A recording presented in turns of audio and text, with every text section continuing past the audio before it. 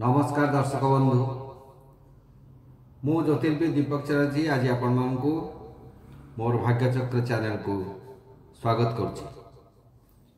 आज आम राशिचक्र पंचम राशि सिंह राशि विषय किसी अवगत हेबा। राशिचक्र पंचम राशि सिंह राशि तथा आमर जो राशिचक्र अच्छी नेचुरल जोडियाक यार 120 डिग्री ठारू 150 डिग्री पर्यंत यह परिव्याप्त। यार प्राधान्य देखा सिंह राशि अधिपति होउछन्ति रवि। रवि होउछन्ति पितृकारक एवं आत्मकारक।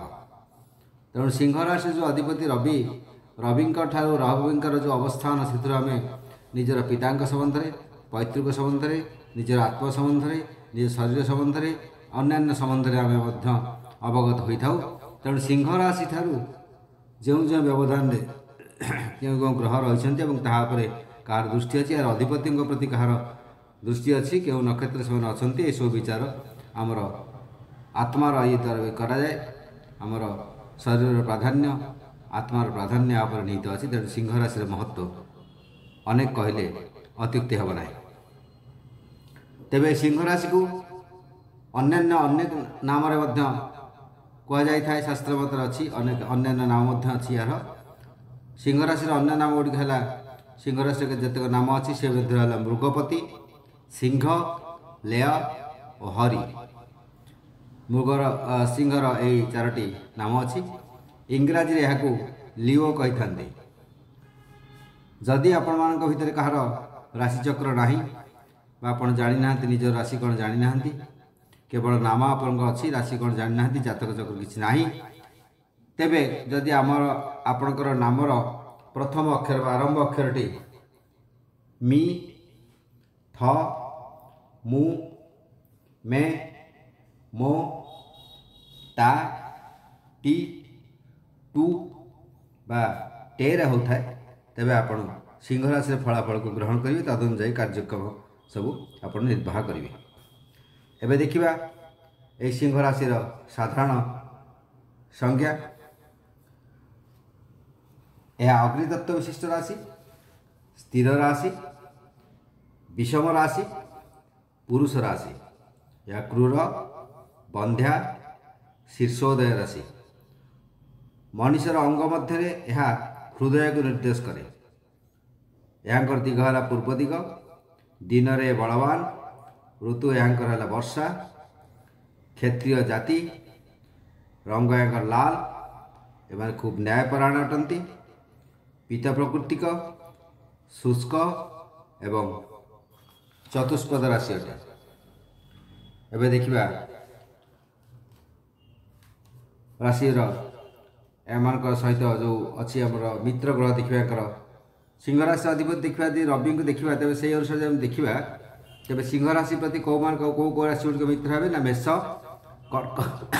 कर्कट बिछा धनु एवं मीन एमाने सिंह राशि प्रति मित्र राशि हे एवं वृष तुला मकर और कुंभ एमाने सिंह राशि शत्रु राशि मिथुन और कन्या सिंह राशि प्रति समभावापन्न अटंती।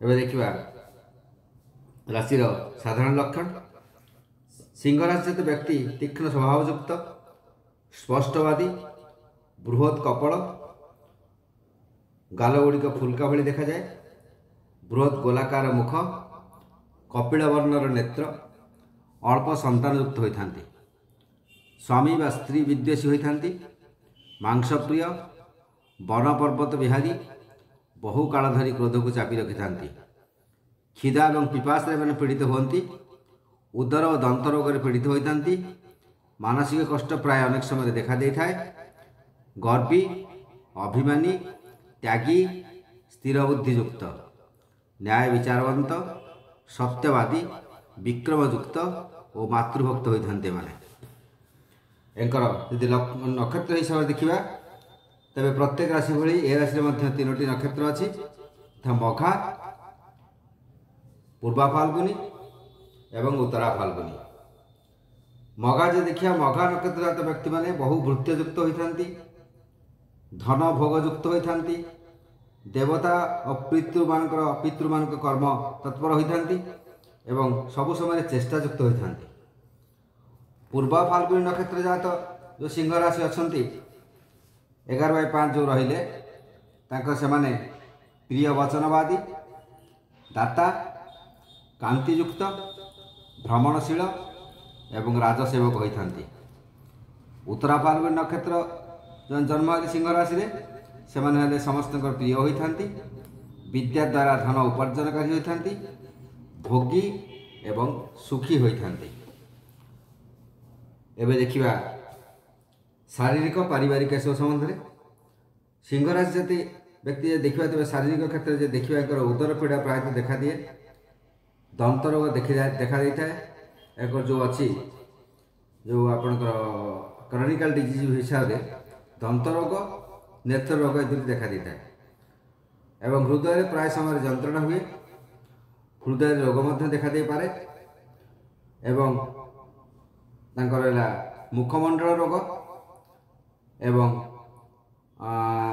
रक्त दूषित जनित रोग यह होता है। एवं पित्ताधिक रोग विशेषकर जंडिस, हाड़फुटी, नाड़ झाड़ा, व्रण विस्फोटक यह प्रायतः देखा दे था।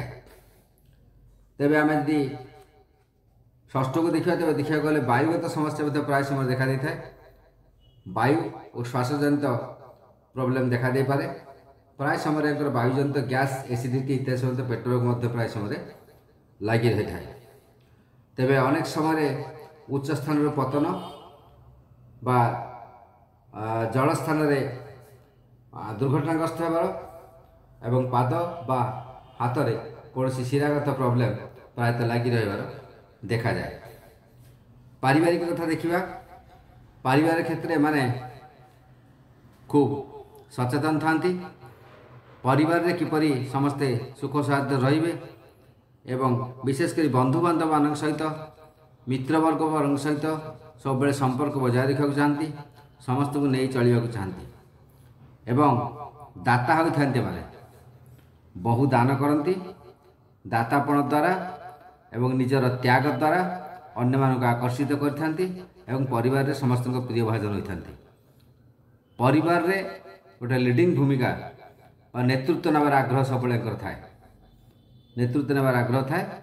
जहाँ हो परिवार सन्तान मान प्रति कर्तव्य जहाँ जी कर्तव्य करने कथा करती, सन्तान कर्तव्य पालन करती।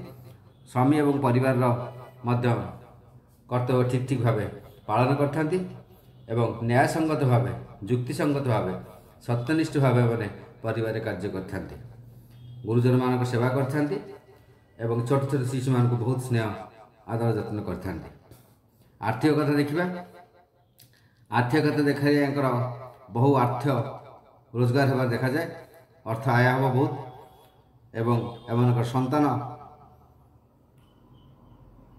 ठारू बा स्वामी ठारू बहुत अर्थ प्राप्त होता है एवं भूमि, गृह, अलंकार यह प्रायतः एमकर होता है। एमकर आर्थिक स्थिति प्रायतः भल हुए, मजबूत हो कहले चलो।